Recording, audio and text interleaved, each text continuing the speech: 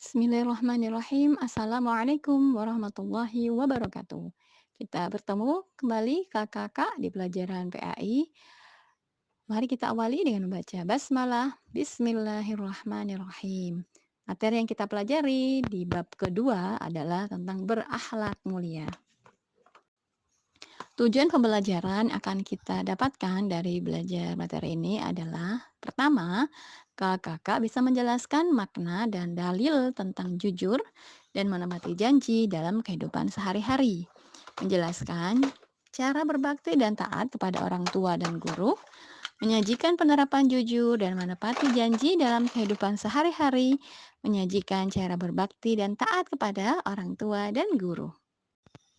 Yang pertama, yaitu tentang perilaku jujur dan menepati janji. Kakak pasti sudah tahu ya, apa sih makna dari kata jujur. Jujur itu berarti benar adanya, ya. Kalau secara istilah, kesesuaian antara niat, perkataan, dan tindakan dengan kenyataan sebenarnya. Ya, jadi kalau secara garis besar, kita tahu bahwa yang namanya jujur itu berarti jujur dalam niat, dalam perkataan, dan juga jujur dalam perbuatan. Banyak dalil Al-Quran ya yang menyampaikan kepada kita juga hadis agar kita berperilaku jujur. Yang pertama di surat As-Saff ayat 2 sampai 3. A'udzu billahi minasyaitonir rajim. Ya ayyuhalladzina amanu lima taquluna ma la taf'alun. Kabura maqtan 'indallahi an taqulu ma la taf'alun. Wahai orang-orang yang beriman, mengapa kamu mengatakan sesuatu yang tidak kamu kerjakan? Itulah sangat dibenci di sisi Allah jika kamu mengatakan apa yang tidak kamu kerjakan.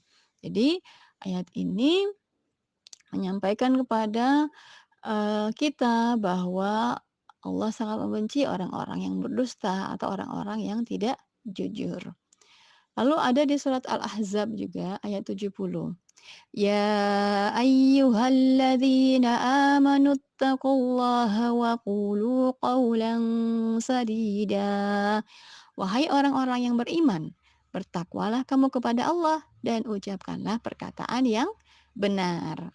Di hadis Rasulullah juga dari Abdullah radhiyallahu an dari Nabi Shallallahu alaihi wasallam beliau bersabda, sesungguhnya kejujuran itu akan membimbing pada kebaikan dan kebaikan itu akan membimbing ke surga. Sesungguhnya jika seseorang senantiasa berlaku jujur hingga ia akan dicatat sebagai orang jujur dan sesungguhnya kedustaan itu akan mengantarkan pada kejahatan dan sesungguhnya kejahatan itu akan menggiring ke neraka.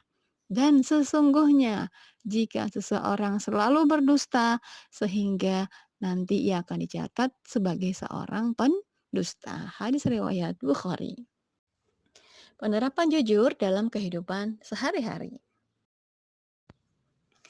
Perilaku jujur dalam keseharian dapat kita lakukan melalui 3 hal, yaitu pertama, jujur dalam perbuatan.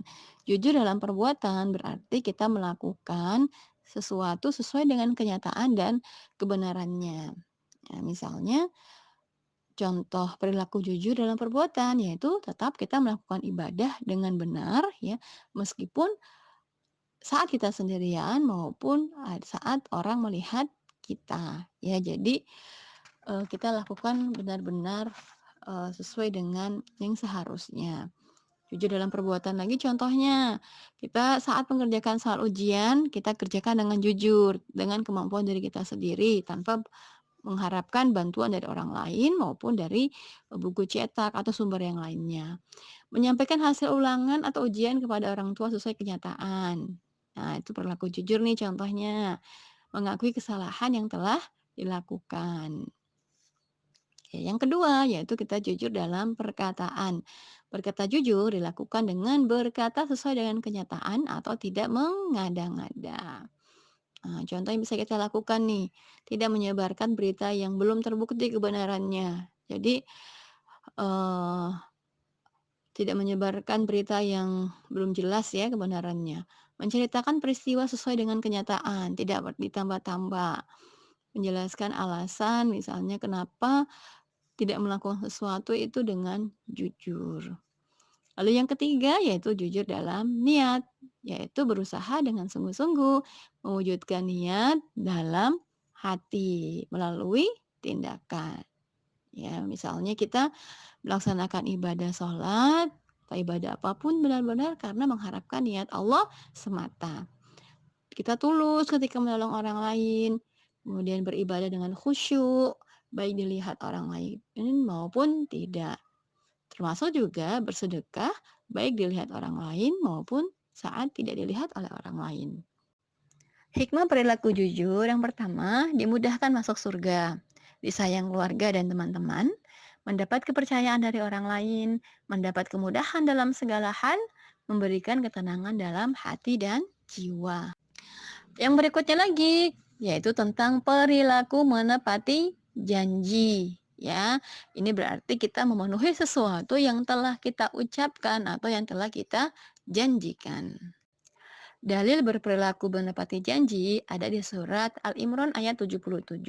Sesungguhnya orang-orang yang memperjualbelikan janji Allah dan sumpah-sumpah mereka dengan harga murah, mereka itu tidak memperoleh bagian di akhirat.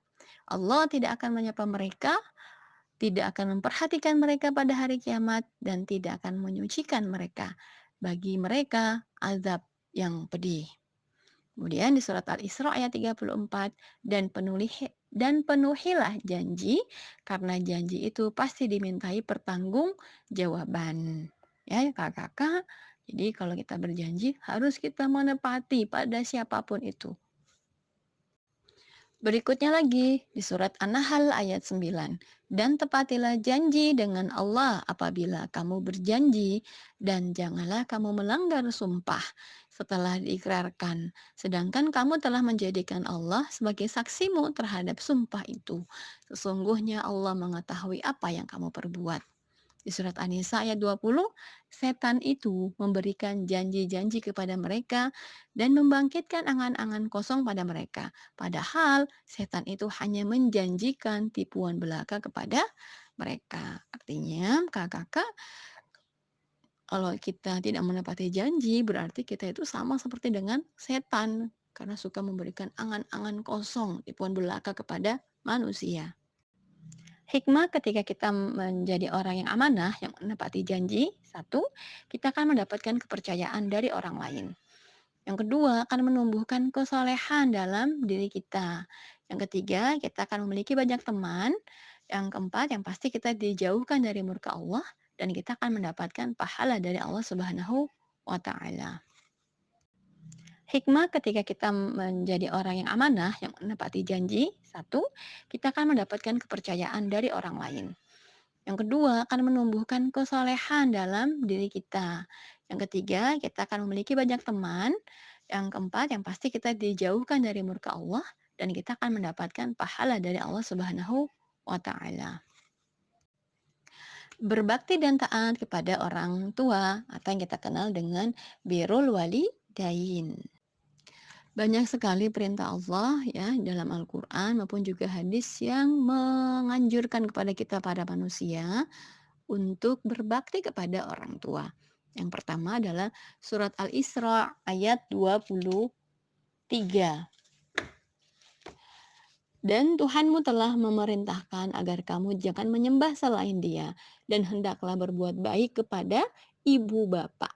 Jika salah seorang di antara keduanya atau kedua-duanya sampai usia lanjut dalam pemeliharaanmu, maka sekali-kali jangan engkau mengatakan kepada keduanya perkataan "ah", dan janganlah engkau membentak keduanya, dan ucapkanlah kepada keduanya perkataan yang baik.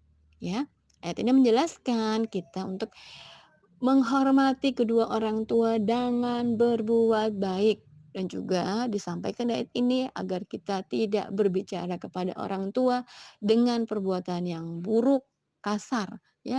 Bahkan hanya kata "ah" saja itu kita dilarang, apalagi kita sudah berbicara yang lain-lain, Masya Allah. Yang kedua surat Luqman ayat 14. Dan kami perintahkan kepada manusia agar berbuat baik kepada kedua orang tuanya. Ibunya telah mengandungnya dalam keadaan lemah yang bertambah-tambah dan menyapihnya dalam usia 2 tahun. Bersyukurlah kepadaku dan kepada kedua orang tuamu. Hanya kepada aku kembalimu. Ya, ini Allah menjelaskan kepada kita untuk berbakti lagi kepada kedua orang tua, ya. Karena seseorang yang beriman kepada Allah itu harus memuliakan kedua orang tuanya dengan berbuat baik kepadanya. Ayat ini juga menegaskan bahwa betapa pengorbanan seorang ibu dalam mengandung anaknya dengan susah payah. Karena itu, seorang anak harus selalu berbuat baik kepada kedua orang tuanya. Lalu yang begitu berikut di hadis Rasulullah Shallallahu Alaihi Wasallam dari Ibnu Mas'ud dia berkata, aku bertanya-bertanya kepada Rasulullah Shallallahu Alaihi Wasallam, wahai Rasulullah, amalan apakah yang paling mulia? Beliau menjawab, salat tepat pada waktunya. Aku bertanya lagi, kemudian apakah lagi wahai Rasulullah? Beliau menjawab, kemudian berbakti kepada kedua orang tua. Aku bertanya lagi, apalagi wahai Rasulullah? Beliau menjawab, kemudian berjihad di jalan Allah. Ya, perintah berbakti kepada orang tua juga wajib dilaksanakan, terutama kepada ibu. Wahai Rasulullah, siapakah yang lebih berhak aku perlakukan dengan baik? Beliau menjawab, ibumu. Kutanya lagi, lalu siapa lagi? Beliau menjawab, ibumu. Aku bertanya lagi, siapakah lagi? Beliau menjawab, ibumu. Aku bertanya lagi, siapakah lagi? Beliau baru menjawab, kemudian barulah bapakmu. Kemudian kerabat yang paling terdekat, yang terdekat. Ya, kedua hadis itu menjelaskan bahwa berbakti kepada orang tua merupakan amalan yang mulia. Rasulullah menjelaskan bahwa berbakti kepada kedua orang tua merupakan amalan utama setelah sholat tepat waktu. Rasulullah juga menjelaskan bahwa kedua orang tua, terutama ibu, hendaknya dihormati dengan baik. Penerapan berbakti kepada orang tua. Yang pertama, bagaimana kita berbakti kepada orang tua yang masih hidup. Pertama adalah kita bertutur kata sopan, santun, baik, lemah lembut kepada orang tua. Yang kedua adalah kita taat, menaati apa yang diperintahkan oleh kedua orang tua kita, selama perintah-perintah tersebut tidak bertentangan dengan syariat-syariat Allah atau orang tua tidak menyuruh apa yang dilarang oleh Allah. Yang ketiga adalah kita tegakkan adab kepada orang tua kita, meminta izin setiap kali kita akan meninggalkan rumah. Yang keempat, kita mendengarkan nasihat kedua orang tua dan tidak boleh memotong pembicaraan mereka. Yang berikutnya, kita membantu meringankan pekerjaan orang tua ya, apalagi kakak-kakak sudah besar semuanya. Yang terakhir, kita merawat keduanya saat mereka sakit ataupun sudah lanjut usia. Berikutnya bagaimana kita berbakti kepada orang tua yang sudah meninggal? Nah, berbakti kepada orang tua yang telah meninggal bisa ditunjukkan dengan beberapa perbuatan kita. Yang pertama, pada saat orang tua kita meninggal, maka kita merawat ya, mengurus jenazahnya, mensolatkan jenazahnya. Jangan sampai orang lain yang melakukan. Maka kakak-kakak ayo belajar bagaimana mengurus orang meninggal ya. Kemudian juga termasuk, bagaimana mensalatkan orang yang sudah meninggal. Jangan sampai pada saat orang tua kita meninggal, bukan kita yang mensalatkan, bukan kita mengurus, tapi orang lain, Masya Allah. Yang kedua adalah mendoakan dan meminta ampunan atas dosa kedua orang tua. Jangan lupa Kakak, di setiap sholat-sholat kita doakan, kebaikan bagi orang tua kita, memohonkan ampun atas kedua dosa mereka, ya, atas setiap dosa mereka. Karena yang amalan yang akan mereka terima setelah mereka sudah meninggal ini adalah tetap doa dari anak yang soleh. Yang ketiga, menjalankan wasiat yang ditinggalkan oleh orang tua. Empat, jika ayah bunda, orang tua ada utang, maka kita membayarkan utangnya, ya, kita melunasinya, atau bila ada janji yang belum terpenuhi, maka kita bertugas untuk memenuhi janji tersebut.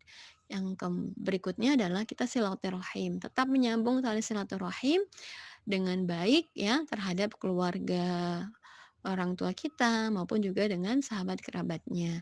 Dan yang terakhir, kita berusaha untuk menjaga nama baik kedua orang tua. Dengan cara apa? Dengan kita melakukan banyak perilaku-perilaku baik yang tidak mengecewakan orang tua kita. Hikmah ketika kita berbakti kepada orang tua, yang pasti kita akan mendapatkan pahala yang dicintai oleh Allah Subhanahu wa taala. Kita mendapatkan kunci masuk surga, Kakak. Yang ketiga, kita mendapatkan keberkahan dalam hidup kita akan dicintai dan disayangi orang tua dan juga kita akan mendapatkan ridha Allah Subhanahu wa taala. Karena ridha Allah adalah ridha orang tua adalah ridhonya Allah.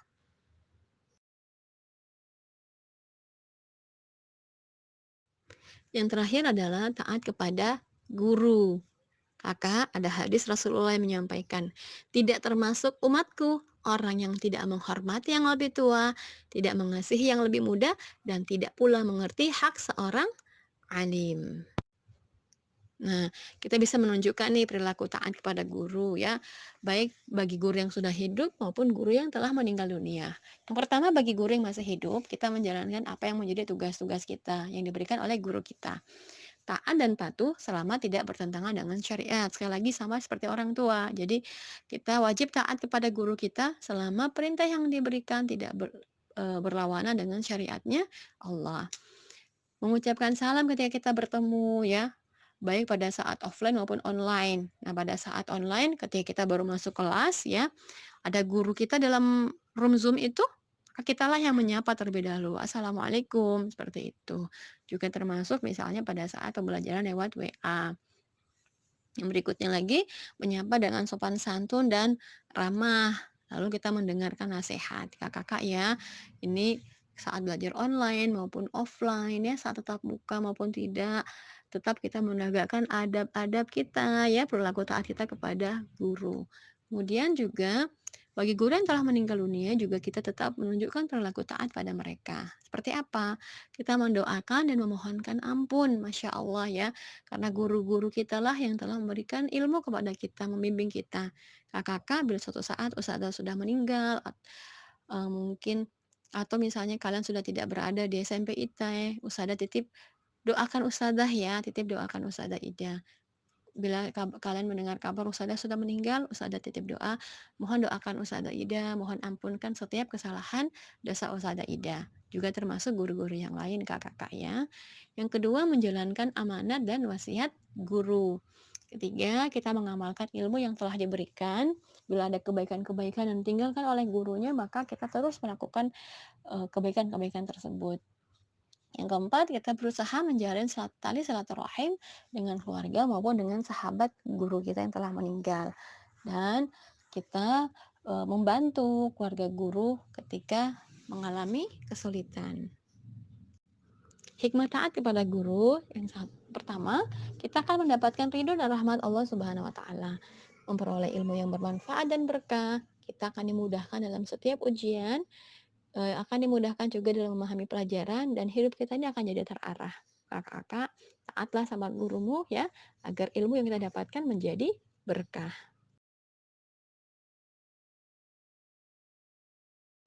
Demikian materi tentang berakhlak mulia ya Kakak-kakak. Akhlak mulia ini bisa kita tunjukkan dengan perilaku jujur, menepati janji, kemudian juga kita berbakti kepada orang tua dan juga kita taat kepada guru kita. Semoga kita memiliki akhlak-akhlak yang mulia ini ya. Demikian kita akhiri dengan baca hamdalah. Alhamdulillahirabbil alamin. Assalamualaikum warahmatullahi wabarakatuh.